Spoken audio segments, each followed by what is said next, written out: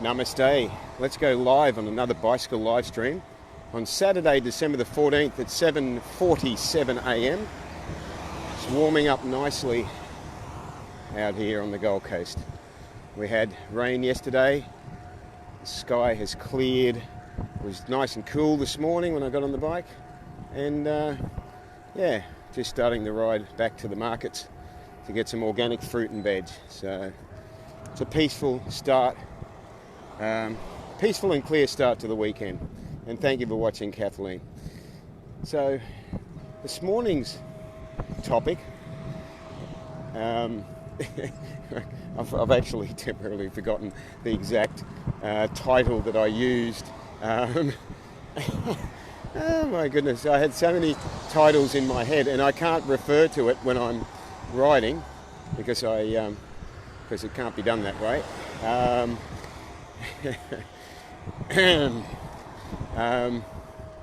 Yeah. Okay, this morning's topic. I'm going to be talking about courage and assertiveness. And if anybody wants to tell me what else I'm talking about, please post the title of this morning's live stream on the comment section, and I'll be able to connect it together. Oh my God, that's how embarrassing. Well, it's only embarrassing if I'm allowed to be embarrassing. I tapped the title and then started the live stream and went, hang on, what am I talking about again? Okay, somebody, I can see there's a few people watching, somebody help me out. What am I talking about today? Whilst you're helping me out, I'm going to start off by saying, I'm going to ask you a question. How do you measure courage? Now, this is something that came up in conversation. Thank you, Kathleen. God, I've been singing the song in my head. Change the colours of your sky. That's right. Exactly. Who are you? Says Teforius. Exactly. So that is the question. Very good question. Thank you for asking that. Well, hang on. Wait for a bus to be decisive. Okay. So I posted a meme last week, which, thanks to someone I have a beautiful connection with, was actually inspired by something that they said. And that meme I made my cover photo. And the meme says, the angry one says, I'm not happy. I don't want you to be either. The happy one says, I feel loved. I pray you feel loved as well. And that in essence defines the difference in how we see the world and how we project what we see influencing onto those around us. So what you're seeing there is two people with two different, a bit of fun, yes. A bit of fun this morning trying to focus on that. And I hope it's not too windy. It's been perfectly calm right up until the microsecond I started this live stream, and then the wind has come up. It was a very, very, very late night, early morning, so I'm just trying to find some energy here. Not doing too bad, but anyway.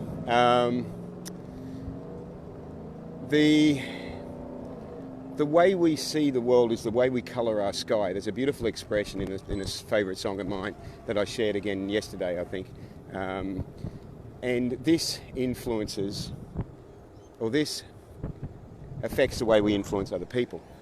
But the way that we can work with the way that we influence other people is in understanding where our courage lies and in understanding how to develop our courage through assertiveness, I guess you could say through assertiveness training. So I was going to do the live stream just based on assertiveness, but I'll talk about courage. And if anyone wants to tell me what defines courage for them, I'll be pleased to receive your feedback. For me, I look at courage differently to a lot of people based on what I've heard, what I've observed from people. I look at courage differently. A lot of guys measure courage very superficially, so I'll talk about it from a guy's point of view, in that courage for them is like to do something extreme in a physical sense.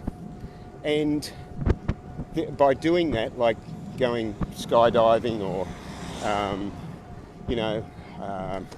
don't know, racing cars or motorbikes or something like that. By doing that, a guy is achieving several different things. He's promoting a false bravado with his mates, and he's showing, oh, look how courageous I am. I went and swam with the sharks or something like that, And it's all very much a false ego-based cover-up of the things that he is not courageous enough to face.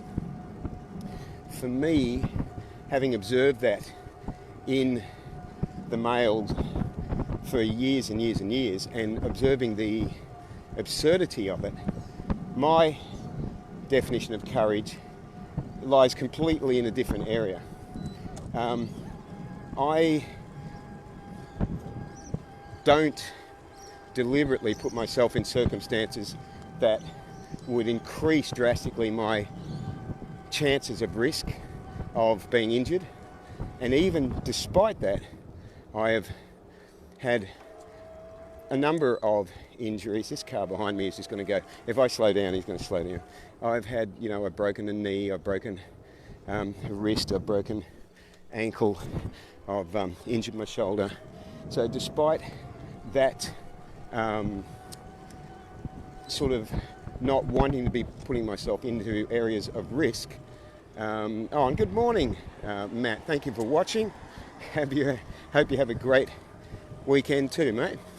Yeah, so despite that, I've injured myself badly enough to require multiple surgeries in the last 7 years, just going about my daily life, riding the bicycle, riding the motorbike, being at work, and have had these accidents. So I haven't even put myself into situations of extreme risk. And because I value the safety of my body. I love doing things exciting, but I also love being sensible. So for me, courage is a different thing. Courage is emotional expression. Having the courage to do what a lot of guys find extremely difficult to do, which is to open themselves up to ridicule from others, to hurt, to emotional pain, to open themselves up to the things that none of us want to, whether we're male or female, none of us want to experience. But for guys with their whole testosterone fueled approach to the world, this is especially challenging because it really, the biggest fear for any of us is to not feel loved, of course. And for guys, that's measured a lot in how they appear to their mates. There's false bravado.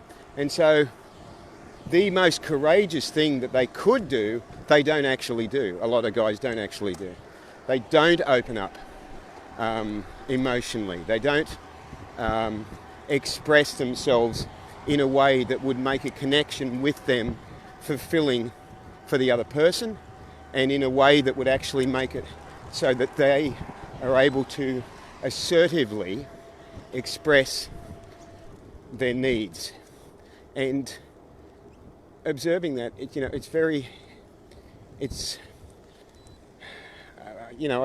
I guess I feel sorry for guys that are in that situation because it does take courage. And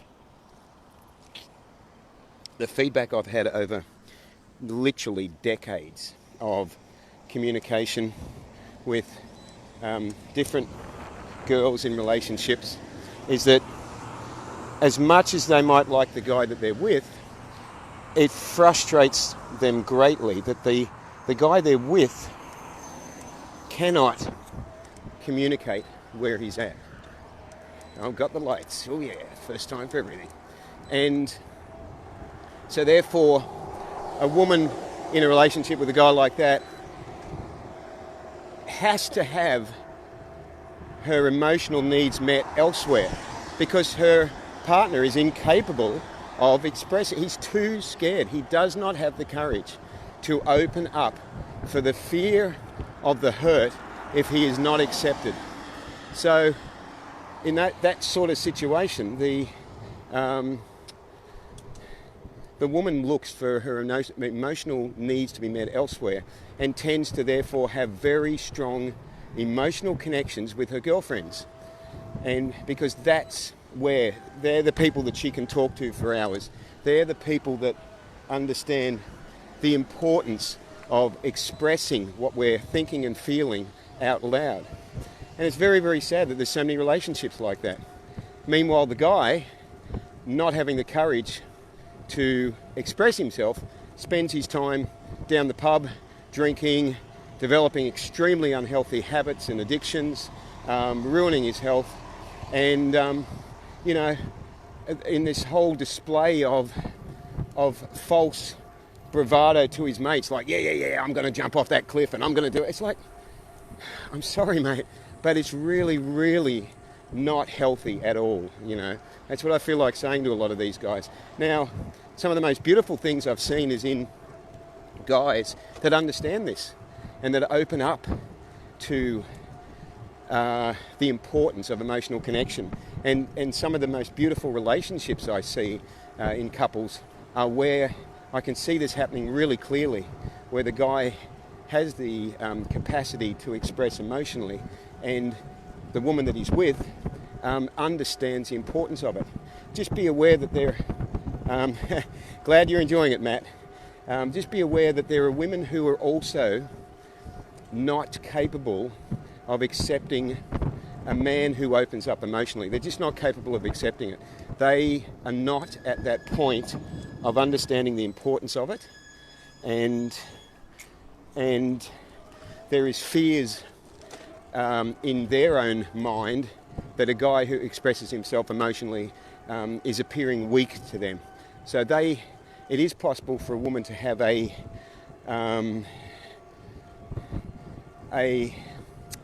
what's the word I'm looking for?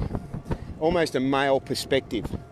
It's possible for the woman to have like a male perspective on things. And what's Kathleen say? Can count the number of times with women I've spoken with that mentioned this over the years, Harry. Oh God, yeah. I have counselled many female friends over this particular topic. It has been probably the biggest thing that comes up repeatedly. And I'm talking about, this has been since my probably late teens, early 20s. This is the same thing I've been hearing for decade after decade. Elizabeth says that then they eventually end up lonely. I don't know why my screen is so hard to read today. I think it's got too many fingerprints on it. Must need a clean. They eventually end up lonely, screwed up in the head and heart. Yes, it's very sad. That's right, it's very, very sad. And I was in a men's group a few years ago and I saw this firsthand. There was a dozen of us, and I saw firsthand how much of a struggle it was for guys to open up. The very first night we did an exercise where we had to sit in front of the others and imagine, I remember for me it was imagine that my father was sitting beside me, and what would I say to him if I had the courage to say something to him. And I just started crying, and it just poured out, and I thought, wow, I've really tapped into, and I could see afterwards the looks on the other guys' faces. They were like, what the hell was that? And they were not used to a guy expressing emotion so strongly. And in fact, what I came to see in hanging around with those guys for a year was, you are, Matt, you are.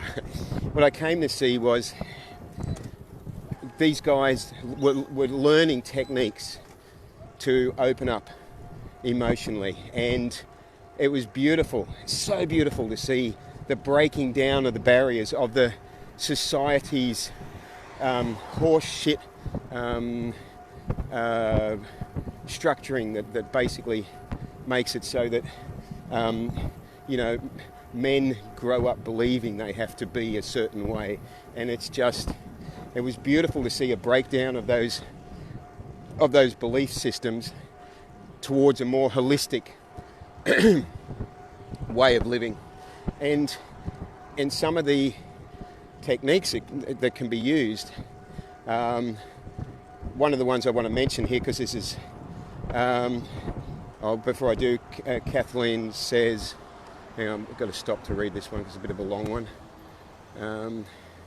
Just stop. She says, understanding, though, Harry, considering that our generation have not been taught how to and the need to, our parents' generation, yes, we're not knowledgeable in these areas. It's so true, Kathleen. It's, my dad's generation is, men don't cry. And that was literally said to me when I was younger. And that's the education. That's what we consider as normal. That's what guys are getting taught. And then so guys stifle their emotions. They turn it inwards, and they can't even find the courage to express those emotions outwardly to their partners. And, that's what I find really sad, because a fulfilling relationship is one where you feel completely safe with the other person. You have so much trust in them that you can share anything with them. A fulfilling relationship is one of sharing anything and everything with each other, and one of helping lift each other up to be better people, and to grow together and individually. So that's a fulfilling relationship, and it's so sad that somebody in this situation cannot express themselves until it's too late, often, until their health has been so badly affected because of their emotional repression, that they actually end up with cancers and any other sort of things. So one of the things I want to mention before I wind up is about assertiveness in relation to this, because I didn't want to do a live stream just on assertiveness. In order to find the courage to express, we need to understand the difference between submissive, assertive, and aggressive. A lot of guys, unfortunately, rather than communicating assertively, they either don't communicate at all, or when they do, they communicate aggressively. This creates a lot of problems, ends up in fights, ends up in, so many regrets. And for women that don't communicate assertively, they tend to communicate submissively, which ends up in a lot of resentment, because they're not communicating their needs, they're not maintaining their boundaries, and they're resenting others for not being able to read their mind and not being able to know what their needs were. We're not mind readers. None of us are mind readers. And we can pick up on the energy of others, but without clear communication in our relationships and our friendships, and we just need that, sort of like almost this checklist where somebody's saying, this is what I'm thinking, this is what I'm feeling, this is important to me, this is what I allow in my life, this is what I don't allow. This is the things that ideally people will find the courage to communicate in a healthy, assertive way. Assertive means I'm respecting myself and my needs, and I'm respecting you in the way that I communicate them.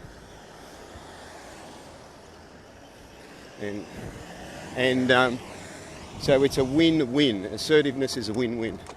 Submissiveness is putting the needs of the other before ourselves, and aggressiveness is putting our needs ahead of the other and doing so in a way that is violating basic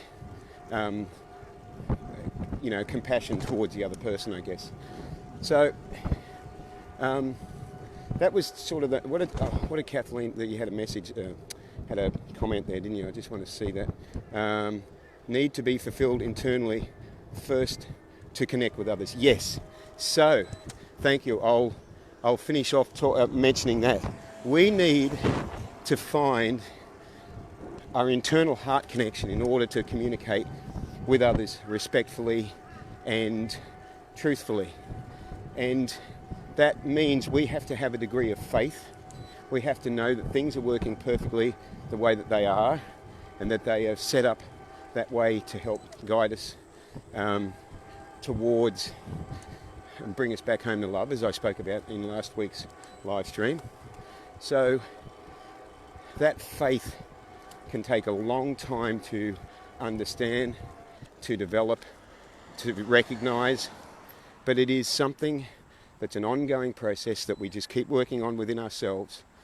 And as I mentioned, if you watch last week's live stream, I talk about, for me, developing faith in the way the universe works came back to the hindsight of seeing the perfection of the lessons that were happening for me years later, looking back on those lessons and seeing the perfection of them.